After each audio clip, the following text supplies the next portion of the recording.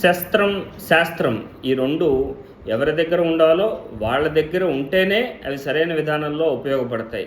సరైనటువంటి వాడి చేతిలో ఉండకపోతే బీభత్సాన్ని క్రియేట్ చేస్తాయి. ఒక గన్ ఉంది, ఒక సైనికుడి చేతుల్లో ఉంటే దేశ రక్షణ కోసం ఉపయోగపడుతుంది. ఒక పోలీస్ చేతుల్లో ఉంటే విద్రోహ శక్తులను ఎదుర్కోవడానికి ఉపయోగపడుతుంది. అదే ఒక సైకో చేతిలో ఉంటే వాడు ఎంతమందిని కాల్చి చంపుతాడో, వాడి ఇష్టం వచ్చింది చేస్తాడు. రకరకాల బీభత్సమైన ఇంపాక్ట్ దాని మీద ఉంటుంది. అలాగే శాస్త్రం, ఈ శాస్త్రాన్ని కూడా ఎవరి దగ్గర ఉండాలో వాళ్ళ దగ్గరే ఉండాలి. అంతేగాని మీరు విచ్చలవిడిగా శాస్త్రాన్ని ఎక్స్ప్లెయిన్ చేసేసి అందరికీ పంచాల్సినటువంటి అవసరం లేదండి.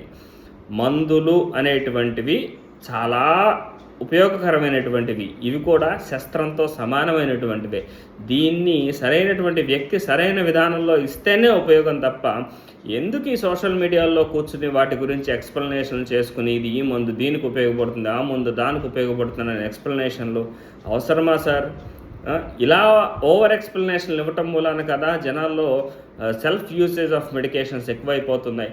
ఇలా అవటం మూలాన కదా జనాలు బయట నుంచి మెడికల్ షాపుల్లోంచి యాంటీబయాటిక్స్ కొనుక్కొని తెచ్చుకుని, పెయిన్ కిల్లర్స్ కొనుక్కొని తెచ్చుకుని డాక్టర్ దగ్గరికి వెళ్లకుండా మందులు యూజ్ చేసేది. ఇలా యూజ్ చేయటం మూలాన కదా యాంటీబయాటిక్ రెసిస్టెన్స్ పెరిగిపోతుంది. ఇలా యూజ్ చేయటం మూలాన కదా మన ఇండియా లాంటి సిచ్యువేషన్లో సూపర్ బగ్ లాంటి సిచ్యువేషన్ ఎక్కువ అవుతున్నటువంటివి. సింగిల్ యాంటీబయాటిక్తో తగ్గిపోయేటువంటి ఇబ్బందులు 2-3 యాంటీబయాటిక్లు పెట్టుకోవాల్సిన సిచ్యువేషన్స్ దాకా ఎందుకు వస్తుంది? అవును, జస్ట్ మీలాంటి వాళ్ళ డాక్టర్ల ఎక్స్ప్లెనేషన్, యూట్యూబ్ ఎక్స్ప్లెనేషన్స్ మూలానే.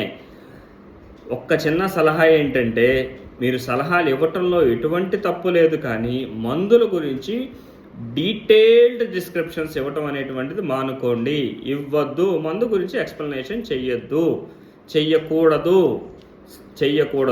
అది ఈ సోషల్ మీడియాని మిస్యూజ్ చేసేటువంటి వాళ్ళ చేతిలో ఉంటే ఎంత నెగిటివ్ ఇంపాక్ట్ క్రియేట్ అవుతుందో ఒక్కసారి మీరు కామన్ సెన్స్గా ఆలోచించేసేయండి. ఇది మన సోషల్ రెస్పాన్సిబిలిటీనేనండి. డాక్టర్స్కి ఉండాల్సినటువంటి సోషల్ రెస్పాన్సిబిలిటీ. మీ దగ్గరకు వచ్చాడు పేషెంట్, చక్కగా ట్రీట్ చేయండి.